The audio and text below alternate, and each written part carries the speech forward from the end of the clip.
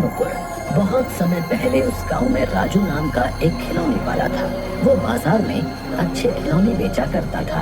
अच्छे खिलौने होने के कारण सब उससे खिलौने खरीदते थे। उस गांव में एक और खिलौने वाला था।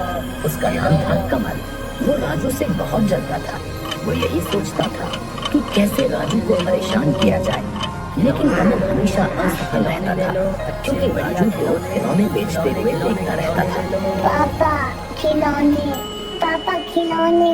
भैया वो लाल रंग का खिलौना देना मेरे बच्चे को। ये लो बेटा, ये लो। मुझे वो नीले रंग की गाड़ी दे दो अंकल। अरे ये क्या, इतनी भीड़ लगाकर खड़े हैं पर फिर भी मुझसे कोई खिलौने खरीदने नहीं आ रहा है। ले लो, ले लो, रंग बिरंगे खिलौने ले लो। मैं खिलौने बेचता हूँ, कबाड़ नहीं। दाम कम, खिलौना अच्छा। एक बार खरीदने के बाद चले सालों साल। अरे ये क्या, बाजार में किसी ने इस तरफ मुड़कर भी नहीं देखा।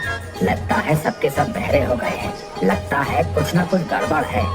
राजू के पास ही जाकर देखता हूँ, वहीं पर ज्यादा बच्चे हैं। अरे क्या हुआ कमल भाई, तुम यहाँ क्यों आ गए? असल में वहाँ बच्चे नहीं आ रहे हैं। तुम्हारे यहाँ तो बच्चे भीड़ लगाकर खिलौने ले रहे हैं, इसलिए सोचा इधर ही कुछ शुभ है। अरे कमल भाई, ऐसा कुछ नहीं है। असल में बात ये है कि लोग पैसा देकर अच्छा सामान खरीदते हैं। तुम भी अच्छे खिलौने दो तो बच्चे भी तुम्हारे पास भीड़ लगाकर खिलौने खरीदेंगे। हाँ बेटा, तुम्हें कौन सा खिलौना चाहिए? अंकल वो हरा वाला।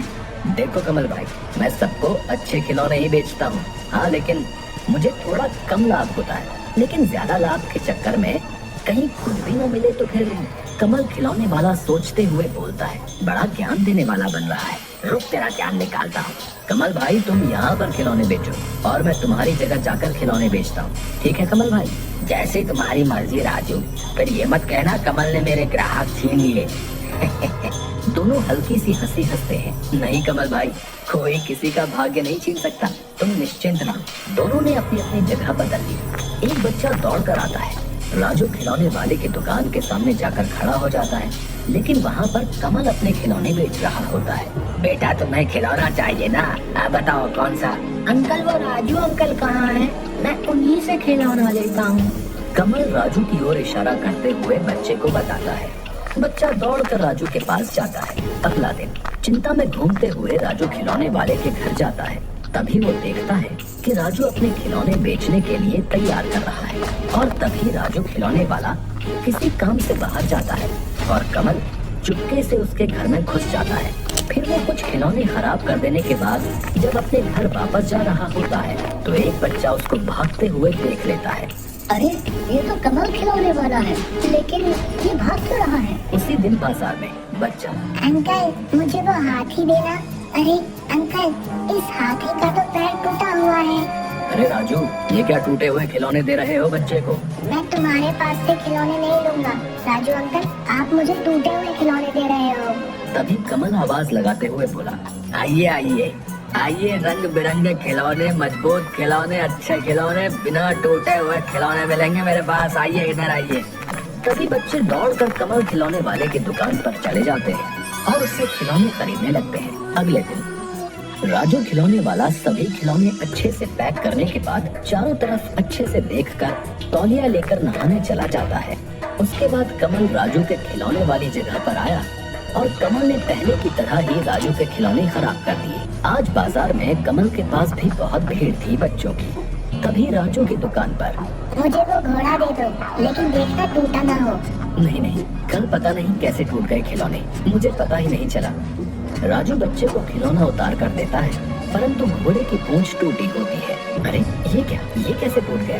अंकल देखो, घोड़े की पूंछ टूटी हुई है। लेकिन टूटी कैसे?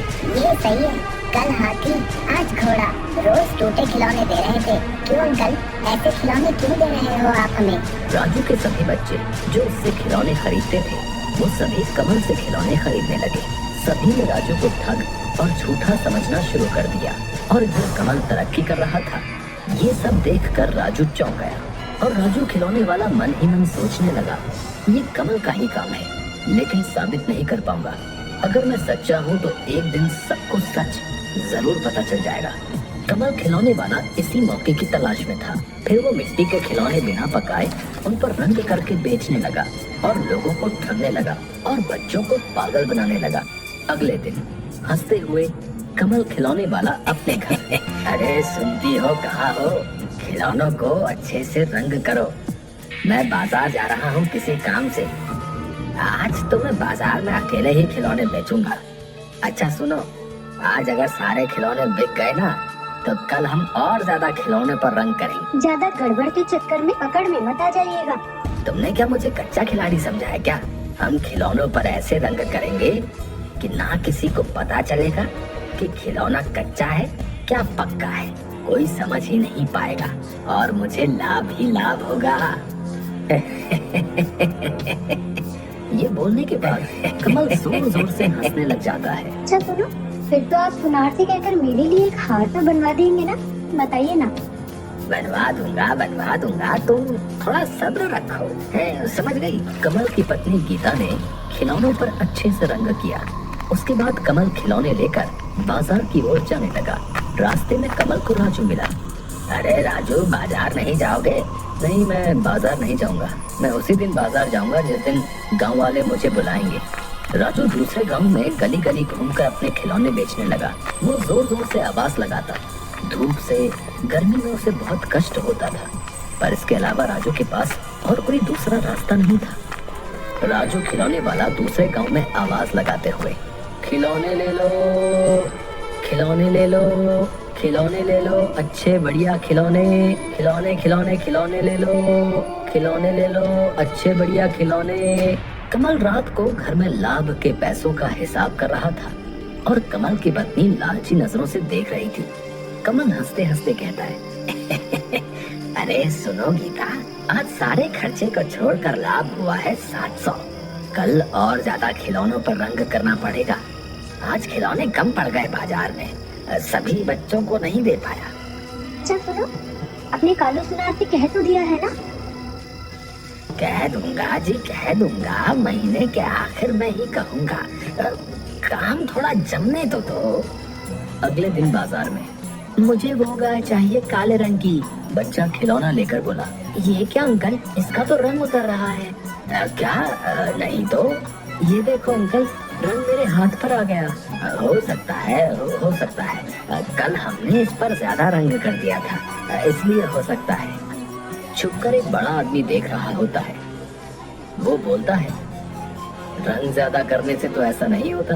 ये क्या बात हुई? ये तो कुछ गड़बड़ लगती है, छानबीन करनी पड़ेगी। वही आदमी राजू को मिलता है रास्ते में।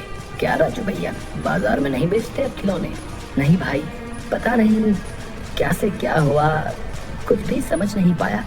मैंने सब अच्छे तरीके से खिलौने तैयार किए, लेकिन जब बाजार में जाकर बच्चे को दिए तो कुछ खिलौने टूटे हुए निकले।